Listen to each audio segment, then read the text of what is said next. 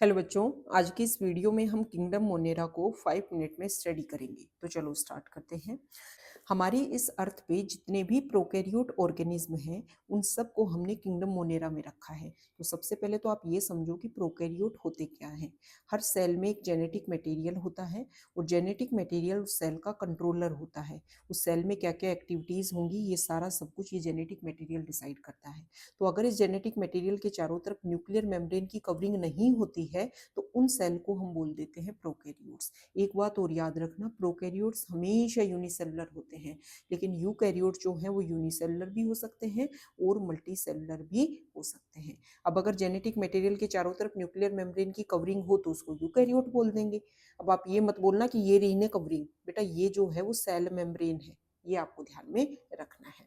Monera में अगर मैं बात करूं तो मोनेरा में दो तरीके के बैक्टीरिया होते हैं। एक होते हैं आर्की बैक्टीरिया और एक होते हैं यू बैक्टीरिया। यू बैक्टीरिया, जब भी आपको बायोलॉजी में कहीं भी ईयू वर्ड दिखे तो इसका मतलब होता है ट्रू, मतलब ये रियल वाले बैक्टीरिया है। ये आर्की बैक्टीरिया जो है ये प्रिमिटिव बैक्टीरिया है, एक्सट्रीम कंडीशंस में देखने को मिलते हैं, इसलिए आर्की बैक्टीरिया को एक्सट्रीमोफाइल्स भी बोलते हैं। यू बैक्टीरिया में तीन टाइप के बैक्टीरिया आते हैं। एक तो नॉर्मली इसमें बैक्टीरिया आएगा, इसके अलावा एक इसमें जो है वो ब्लू ग्रीन एल्गी हम स्टडी करते हैं और एक स्टडी करते हैं माइकोप्लाज्मा। अगर मैं माइकोप्लाज्मा की बात करूं तो ये इस अर्थ पे सबसे स्मॉलेस्ट लिविंग ऑर्गेनिज्म है या फिर स्मॉलेस्ट सेल है। माइकोप्लाज्मा एक ग्रुप है और पीपीएलओ जो है प्लूरो न्यूमोनिया लाइक ऑर्गेनिज्म, वो इसका एक मेंबर होता है। माइकोप्लाज्मा प्लांट और एनिमल में डिजीज कर सकते हैं और ऑक्सीजन ना प्रेजेंट हो तब भी ये जिंदा रख सकते हैं खुद को, मतलब ये फैकल्टेटिव एन एरोब्स होते हैं। अब बात कर लेते हैं ब्लू ग्रीन एल्गी की। ब्लू ग्रीन एल्गी जो है इसका दूसरा नाम साइनोबैक्टीरिया होता है।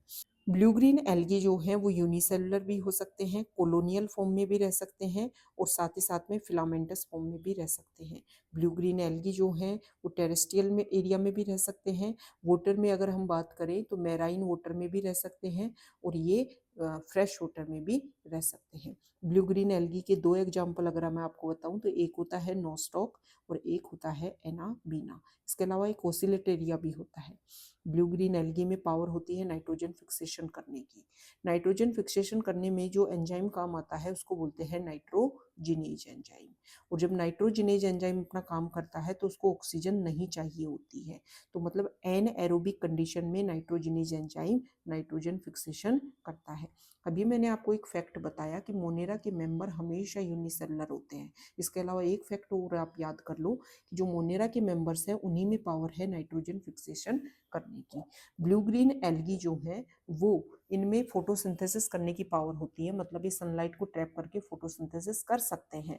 तो इनमें पिगमेंट्स प्रेजेंट होते हैं, तो इनमें क्लोरोफिल ए प्रेजेंट होता है। अभी जो बैक्टीरिया है इसको अगर मैं बात करूं तो देखो, वैसे तो cell the unit of life chapter में इसके बारे में बता रखा है, लेकिन चाहे बैक्टीरिया हो, आर्की बैक्टीरिया हो, ब्लू ग्रीन एल्गी हो, माइकोप्लाज्मा, इनकी बेसिक स्ट्रक्चर सिमिलर होती है। अच्छा, माइकोप्लाज्मा के बारे में एक फैक्ट और याद रखो कि मोनेरा के जितने भी मेंबर्स हैं उनमें सेल वॉल प्रेजेंट है, लेकिन माइकोप्लाज्मा में सेल वॉल एब्सेंट है। जो भी बैक्टीरिया होता है उसके सबसे बाहर जो है वो स्लाइमी लेयर होती है जिसको बोलते हैं ग्लाइकोकैलिक्स। फिर एक सेल वॉल होती है और ये जो सेल वॉल है वो पेप्टाइडोग्लाइकन की बनी होती है, मतलब नॉन सेल्यूलोजिक होती है। और फिर होती है सेल मेम्ब्रेन। सेल मेम्ब्रेन जगह जगह जो है वो अंदर के साइड, साइटोप्लाज्म के साइड जो है वो इनफोल्डिंग्स करके रखती है और इन इनफोल्डिंग्स को, सेल मेम्ब्रेन की इन इनफोल्डिंग्स को जो है वो बोलते हैं क्या, इस तरीके से देख लो, ओहो, इस इनफोल्डिंग्स को बोलते हैं मेसोसोम। जैसे हमारे में माइटोकॉन्ड्रिया काम करता है वैसे ही प्रोकैरियोट में ये काम जो है वो मेसोसोम करता है। जेनेटिक मटेरियल के चारों तरफ कवरिंग नहीं होगी तो इस तरीके से जेनेटिक मटेरियल प्रेजेंट होता है। और कुछ बैक्टीरिया में जेनेटिक मटेरियल के अलावा एक small extra genetic material present होता है जिसको प्लाज्मिड बोलते हैं। बैक्टीरिया जो होते हैं उनमें 70s टाइप का राइबोसोम प्रेजेंट होता है। और इसके अलावा अगर हम बात करें तो कुछ इंक्लूजन बॉडीज होती हैं।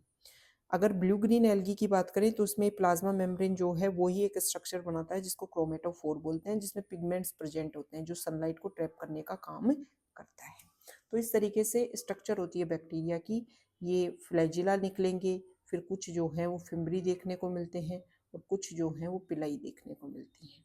ठीक है, तो ये हमने यू बैक्टीरिया की बात की। अब मैं अब आपको बताती हूँ कि आर्की बैक्टीरिया। अच्छा, बैक्टीरिया जो है ना वो शेप के बेसिस पर 4 टाइप के हो सकते हैं।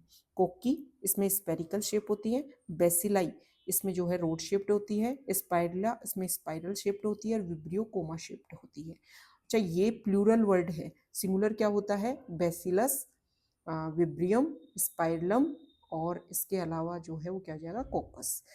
क्या डिफरेंस कैसे याद रहेगा? तो प्लूरल आप जहां भी देखोगे वहां पर आप लास्ट में देखिए आपको वोवल देखने को मिल रहा है, इससे आप याद कर सकते हो। बैक्टीरिया ये प्लूरल है, बैक्टीरियम क्या होता है? सिंगुलर होता है। आर्की बैक्टीरिया जो होते हैं ये वो बैक्टीरिया है जो हार्श कंडीशन में रह पाते हैं, क्योंकि इनका सेल वॉल का कंपोजिशन जो है वो नॉर्मल यू बैक्टीरिया से डिफरेंट होता है। आर्की बैक्टीरिया जो है वो मार्शी एरियाज में रह सकते हैं, उनको मिथेनोजेंस बोलते हैं। सोल्टी एरियाज में जो रहते हैं हेलोफाइल्स बोलते हैं। वो जो हाई टेम्परेचर हाई एसिडिटी मतलब हॉट स्प्रिंग में रह सकते हैं उनको थर्मो एसिडोफिल्स बोलते हैं। ये जो मिथेनोजेंस होते हैं वो रूमिनेटिंग जो एनिमल्स होते हैं, बफेलो, काऊ, जो घास खाती है, उनके रूमन में, उनके स्टमक का एक पार्ट होता है रूमन, उसमें भी प्रेजेंट होते हैं और ये मिथेन की बायोगैस के प्रोडक्शन में हेल्प करते हैं। अगर मैं बैक्टीरिया के रिप्रोडक्शन की बात करूं तो बैक्टीरिया में एसेक्सुअल रिप्रोडक्शन भी देखने को मिलता है और सेक्सुअल रिप्रोडक्शन भी देखने को मिलता है। लेकिन जो सेक्सुअल रिप्रोडक्शन होता है वो प्रिमिटिव टाइप का होता है और एसेक्सुअल रिप्रोडक्शन जो है वो नॉर्मली बाइनरी फिजन के थ्रू होता है। बाइनरी फिजन के अलावा मैं बात करूं तो जब फेवरेबल कंडीशन नहीं है तो बैक्टीरिया अपने सारे जो भी इंपॉर्टेंट चीजें हैं उनको इकट्ठा करके अपने चारों तरफ एक टफ कवरिंग बना लेता है। और जब फेवरेबल कंडीशन आती है तो इस वॉल को, तो इस स्ट्रक्चर को तोड़ता है और अंदर से जो बैक्टीरिया है वो रिलीज होता है, फिर बाइनरी फिजन के थ्रू अपने आप को 2 में डिवाइड कर लेता है। ठीक है, ये बात होगी। अब न्यूट्रिशन की बात कर लेते हैं।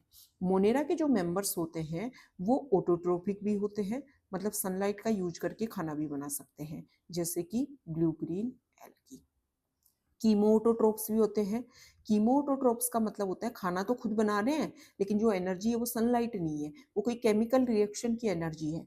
कीमोटोट्रोप्स क्या करते हैं? जो इनऑर्गेनिक सब्सटेंस होते हैं उनकी ऑक्सीडेशन, इनऑर्गेनिक सब्सटेंस के ऑक्सीडाइजेशन से ये एनर्जी लेते हैं और उस एनर्जी का यूज करते हैं फूड बनाने के लिए। इसके अलावा मैक्सिमम जो बैक्टीरिया हैं वो हेटेरोट्रोप्स होते हैं।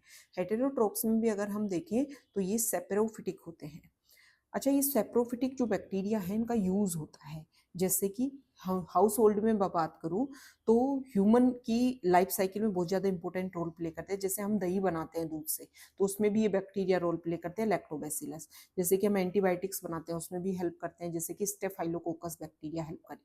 और लेग्यूम्स में नाइट्रोजन फिक्सेशन करने में भी हेल्प करते हैं, जिसमें हेल्प करता है राइजोबियम। और नॉन लेग्यूमिनस में हेल्प करता है कौन? फ्रैंकिया।